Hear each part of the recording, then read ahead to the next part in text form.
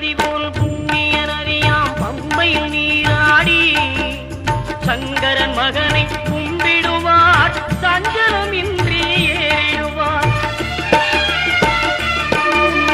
நீலிமலை ஏற்றம் சிவபாலனும் ஏற்றிடுவார். காலமெல்லாம் நமக்கே அருள்காவலராயிருப்பார். தேகபலம் தா பாதபலம் தா தேகபலம் தா பாதபலம் தா தேகபலம் தா